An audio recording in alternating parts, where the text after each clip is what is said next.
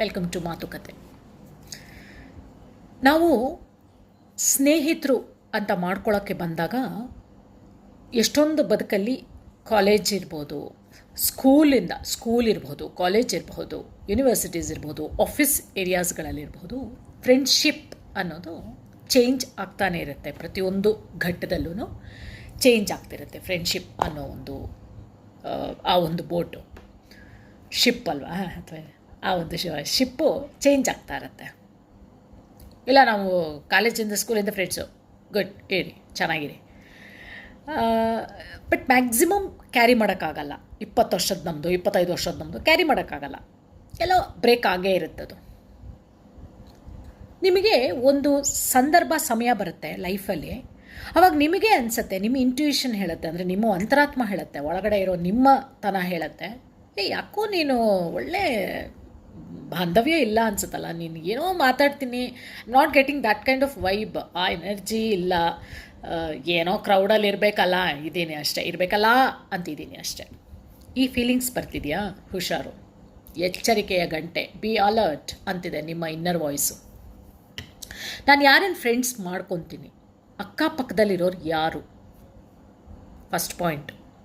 Second point, ಏನು ಹೇಳ್ತಾ ಇದ್ದೀನಿ ಅವ್ರ ಹತ್ರ, ಏನು ಮಾತಾಡ್ತಾ ಇದ್ದೀನಿ. ಸೆಕೆಂಡ್ ಪಾಯಿಂಟ್ ನೋಟ್ ಮಾಡ್ಕೊಳ್ಳಿ. ಮೂರನೇದು, ಎಷ್ಟು ಮಾತಾಡಬೇಕು, ಎಷ್ಟು ಅವರಿಗೆ ಹೇಳಬೇಕು, ಅಷ್ಟೇ.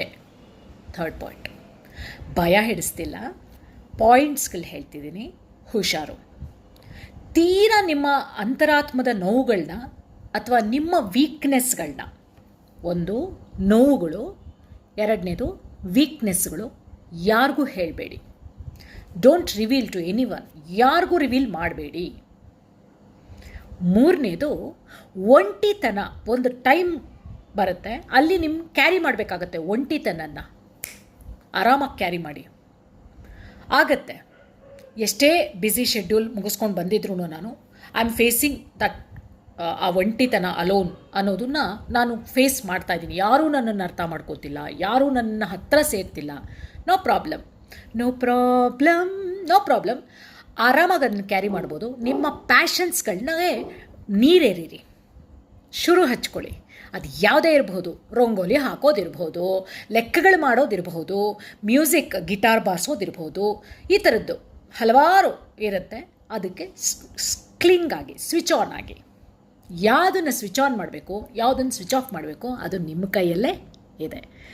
ಜಾಸ್ತಿ ಫ್ರೆಂಡ್ಶಿಪ್ ಅನ್ನೋ ಒಂದು ಅಲೆನಲ್ಲಿ, ಟ್ರ್ಯಾಪಲ್ಲಿ ಮುಳುಗೋಗ್ಬಿಡ್ಬೇಡಿ. ಜನನ್ನೇ ಇಟ್ಕೋಬೇಕಾಗೇನಿಲ್ಲ.